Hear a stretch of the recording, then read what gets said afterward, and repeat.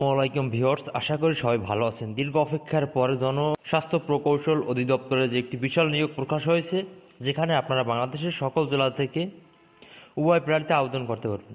So আবেদন শুরু কবে, শেষ কবে এবং কত টাকা প্রয়োজন হবে, কীভাবে আবেদনটি করতে হবে, সব কিছুই আজকের ভিডিওটিতে তুলে ধরা হবে। তাই ভিডিওটি আপনার জন্য খুবই গুরুত্বপূর্ণ হতে যাচ্ছে। ধৈর্য সহকারে শুরু থেকে শেষ পর্যন্ত দেখুন।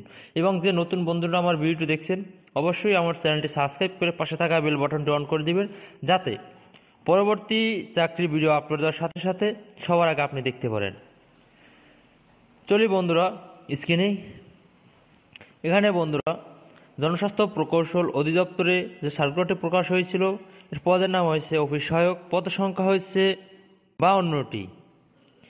বয়স সীমা হচ্ছে 18 থেকে 32 বছর। যদি আপনার 18 থেকে 32-এর ভিতরে হয়ে থাকেন, তাহলে আপনি এখানে আবেদন করতে পারবেন। এবং শিক্ষাগত যোগ্যতা কোনো স্বীকৃত বোর্ড হইতে মাধ্যমিক, স্কুল সার্টিফিকেট বা সমান পরীক্ষা উত্তীর্ণ হতে হবে। যদি আপনার স্বীকৃত বোর্ড হতে মাধ্যমিক, স্কুল সার্টিফিকেট বা সমান পরীক্ষা উত্তীর্ণ হয়ে থাকেন, তাহলে আপনি এখানে আবেদন করতে পারবেন অফিস সহায়ক হিসাবে। তারপরে আছে এখানে যে আপনি যে আবেদন করবেন, এই লিঙ্কটি আমি ডিসক্রিপশন বক্সে দিয়ে রাখবো, ওখান থেকে ঢুকে আপনারা আবেদন করে নেবেন। এবং এখানে আছে dphe.litok.com.bd ওয়েবসাইটে ঢুকে আপনারা অনলাইনে আবেদনটি পূরণ করবেন। এবং অনলাইনে আবেদনের সময়সীমা হচ্ছে 29/1/2025 সকাল 10টা থেকে 27/2/2025 বিকাল 5টা পর্যন্ত।